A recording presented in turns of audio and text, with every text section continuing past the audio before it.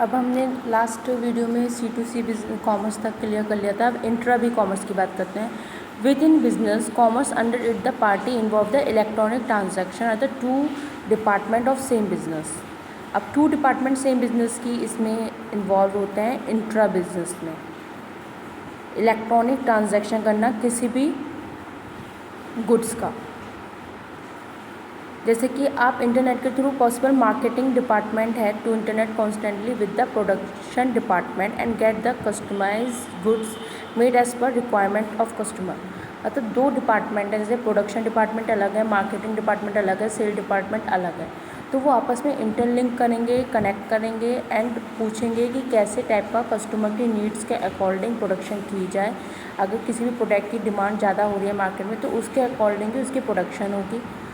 अगर उसकी सेल बढ़ रही है तो ये सारी चीज़ इन्फॉर्मेशन कौन दे सकता है? Sale department. तो सेल डिपार्टमेंट अगर इन्फॉर्मेशन देगा तो मार्केटिंग में अगर उसकी डिमांड गुडविल अच्छी है, मार्केटिंग डिपार्टमेंट उसके गुडविल के, तो प्रोडक्शन क्या होगा? ज़्यादा होगा। अगर ये सारी चीज़ें बैड वे में जाती हैं, गुडविल अच्छी नहीं हो रही है, मार्केटिंग सेल भी आउटपुट भी अच्छा नहीं आ रहा है, तो ये सारी चीज़ें डिपार्टमेंट टू डिपार्टमेंट ही पता चल सकती हैं।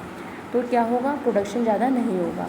तो ये सारी चीज़ें डिपार्टमेंट जब आपस में कनेक्ट करते हैं तो वो इंट्रा बी कॉमर्स होती है। जब कस्टमर से कनेक्ट करता है तो वो जैसे ओल्ड फर्नीचर कुछ निकालना है तो C2C कॉमर्स होती है।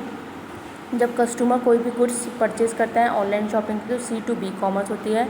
और B2E कॉमर्स अगर कोई बिज़नेस पर्सनली इंटरव्यू लेता है किसी भी पर्सन का किसी भी कंपनी में अपॉइंटमेंट करने के लिए। अब B2B कॉमर्स में क्या होता है? दो फर्म जैसे नेस्कैफ़े और नेस्ले कंपनी हो गई, आपस में इंटरलिंक करके कोई न्यू प्रोडक्ट बनाना चाह रही हैं। जब कंपनीज आपस में इंटरलिंक करती हैं, कनेक्ट करती हैं इलेक्ट्रॉनिक कॉमर्स में और कोई गुड्स बनाने के लिए प्लानिंग करती हैं तो वो होती है B2B कॉमर्स। और B2C commerce business to customer, एक पार्टी इसमें बिज़नेस होगी, दूसरी पार्टी कस्टमर होगी।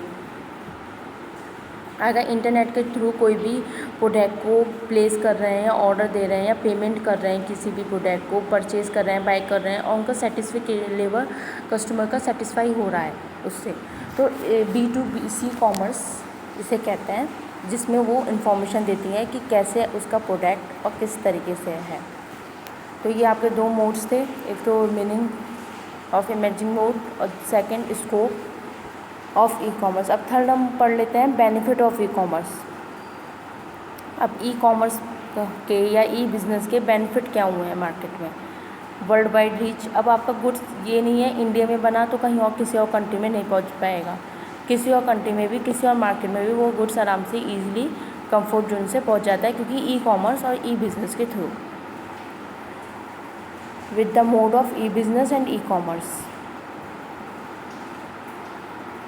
Internet give businessmen an extended market, new customer come in contact with them, the result of increase in sale। अब जब न्यू कस्टमर आपस में कनेक्ट होंगे और कोई से प्रोडक्ट को बेचेंगे तो क्या होगा? सेल बढ़ेगी, आपस में वो गुड्स भी ज़्यादा अच्छे से परचेज़ करेंगे।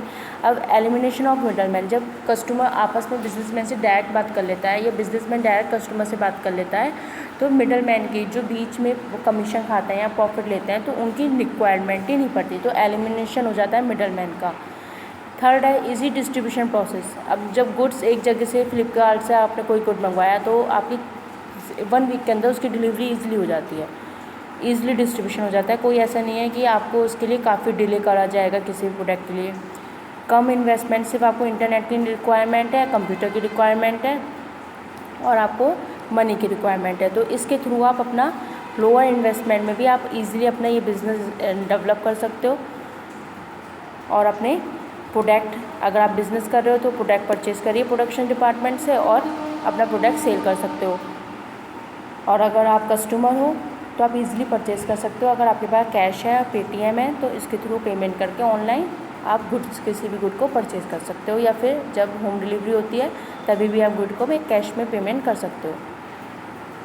Easy to launch of new product, अगर कोई न्यू प्रोडक्ट भी मार्केट में आया है तो ऑनलाइन शॉपिंग में वो इजीली लॉन्च हो जाता है। आप उसे कोई भी सर्चिंग में जाकर आप उसका नेम डालिए तो एकदम से वो गुड आपके सामने आ जाता है एंड अगर आपको वो परचेज़ करना है तो उस पर आप परचेज़ मोड में उसे लगा देते हैं।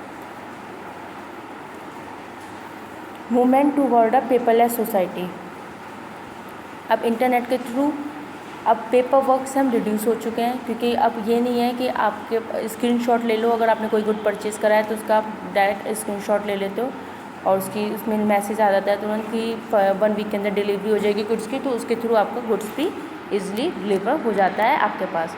तो ये सारे मोड्स किसके हैं? ऑनलाइन शॉपिंग के। तो ये कॉन्सेप्ट आपका यहीं पे क्लियर हो गया। अब नेक्स्ट कॉन्सेप्ट आपका नेक्स्ट वीडियो क्लिप में क्लियर होगा।